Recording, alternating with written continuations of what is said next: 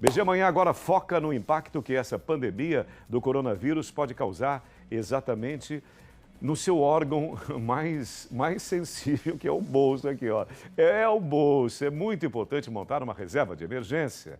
O controle das finanças pode ajudar a não se endividar com esse momento atual tão crucial. Controlar os gastos, planejar o orçamento, se preparar para imprevistos, despesas de emergência, tudo isso são fundamentais, afinal. Por isso, conversaremos agora com um educador financeiro, assessor de investimentos, nosso parceiro, meu querido parceiro, Wilden Júnior, para sabermos, neste momento de tanta incerteza, Wilden, quais são as certezas? Se é que temos certezas, hein, Wilden? Seja bem-vindo, meu prezado. Bom dia para você, tudo de bom? Muito obrigado. Agora é o seguinte, uma coisa que, aliás, eu me lembro, eu tenho uma memória seletiva e muito interessante. Eu me lembro de você falar a respeito de reservas. Você falou para mim, tanto no rádio quanto aqui na TV. E agora, Exatamente. Como é que a gente se comporta? Vamos por partes. Neste momento, o que a gente faz nesse momento, Wilden? Nesse momento, vamos ter duas pessoas, né? Aquelas que tinham uma reserva e as que não tinham. Quem tem, eu acho que acaba ficando mais tranquilo, porque criou, né, justamente para casos assim. E a reserva de emergência, ela tem que ser criada antes da emergência, até porque a gente não sabe quando vai acontecer. Sim. E para quem não tem essa reserva, aí eu digo que ele realmente precisa ser muito mais criterioso. Basicamente, assim como as unidades de saúde em alguns lugares estão escolhendo a quem atender porque chegou uma superlotação, para as finanças a gente vai acabar tendo que escolher qual a prioridade. Então, óbvio, a gente vai seguir de manutenção de vida, a gente precisa comer, a gente precisa pagar as contas básicas e para algumas pessoas, infelizmente, vai ter que dar uma prioridade, principalmente, em atrasar aquela que tiver uma menor taxa de penalidade, ou seja, que tiver um menor juros. E eu digo, como você mesmo falou, assim, dentro de toda a crise, né, a gente traz isso para o mercado financeiro, não adianta só sofrer a crise, né, a gente tem que analisar todo o contexto, ver onde errou, ver o que é que podia ter feito antes de acontecer, porque crises vão acontecer durante toda uma vida, não está sendo a primeira que a gente está passando, nem será a última.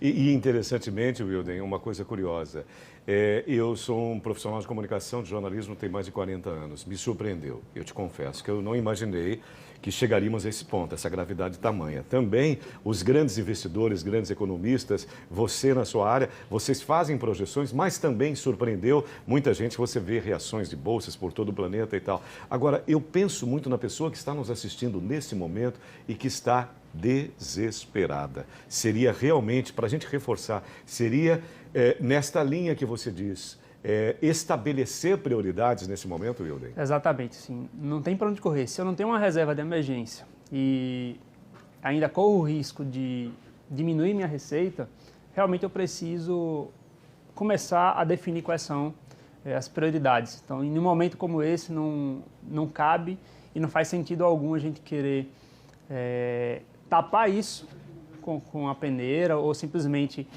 fingir que não existe, que às vezes acaba sendo um movimento natural, né, do ser humano, querer não dar tanta atenção, e realmente precisa. A gente está vendo que vamos ficar por alguns dias com o comércio parado, talvez meses, a gente não consegue ainda ter uma definição muito clara, e as pessoas começam e precisam já se antecipar. Ou seja, se eu não tenho a emergência, eu já preciso começar a listar quais são as minhas despesas básicas no mês, o que é que eu tenho de cartão de crédito, se eu tenho empréstimo, se eu tenho financiamento, o quanto é que eu tenho guardado na minha conta de banco, se eu consigo fazer alguma produção que seja de casa, ou seja, um serviço autônomo que não depende lá do meu trabalho, se eu consigo produzir alguma coisa que as pessoas que também estão em quarentena em casa possam consumir, possam comprar. A gente precisa se movimentar e não simplesmente ficar sentado esperando que as coisas se resolvam. Essa criatividade, né, Wilden? É necessário. Não jogar a toalha. Você sabe que aqui a nossa Aline Aragão, ela está com gripe, está em casa e sempre colaborando, nos enviou aqui uma mensagem interessante. A gente poderia aproveitar essa quarentena forçada para aprender sobre finanças pessoais também? A Aline Aragão me pede aqui, pergunta para o Wilden se a gente pode fazer isso, porque existem cursos e tudo mais. Seria uma oportunidade legal? Sem dúvida, inclusive, né?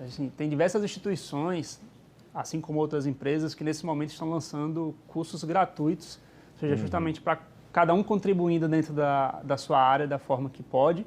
É muito tedioso realmente você passar todo um dia dentro de casa, por mais que você esteja a home office, esteja ali trabalhando ou produzindo para algumas, mas a gente vê aí um movimento muito grande das instituições em querer ocupar, né, a mente das pessoas enquanto a gente está passando por esse período.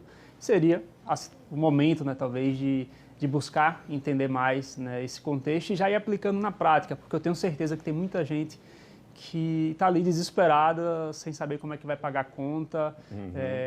O primo que pagava ou que emprestou o cartão de crédito para um outro primo e o outro está desempregado, está sem receber. Então, assim, é um impacto que acaba realmente trazendo um efeito dominó, porque a gente sabe como é o nosso contexto brasileiro, a gente sabe que tem o pai que paga a conta da filha, ou a filha que paga a conta do pai, e aí acaba impactando um contexto muito grande. Então, eu vou aproveitar só mais um pouquinho a sua presença. Eu tenho uma pergunta para fechar, mas antes eu vou reforçar exatamente esta ideia, esta visão. Seria esse o momento também de nós repensarmos consumismo Wilden? Ou seja, eu quero o celular recém-lançado, não importa que custo, porque eu tenho que fazer isso, tenho que fazer assado, aquela roupa que vai ficar de lado. É o momento também da gente reavaliar essa questão? Sem dúvida, Sérgio. Assim, o consumo consciente dentro dos nossos limites. Sim. Porque a gente está falando de uma situação, mas te confesso que eu conheço pessoas muito bem abastadas em questões financeiras que estão precisando vender as suas coisas para passar por esse momento. Porque vivia no limite, ou seja, ganhava muito no mês, gastava todo o dinheiro que tinha. Então isso não afeta apenas quem ganha pouco, também está afetando ali quem ganha muito. Então aquele contexto de tirar uma parte do dinheiro que ganhamos para guardar, justamente pensando nessa reserva de emergência, tentar juntar ali pelo menos 6 meses dos nossos custos. Imagine se todo mundo tivesse guardado 6 meses do que eu tenho de despesa essencial.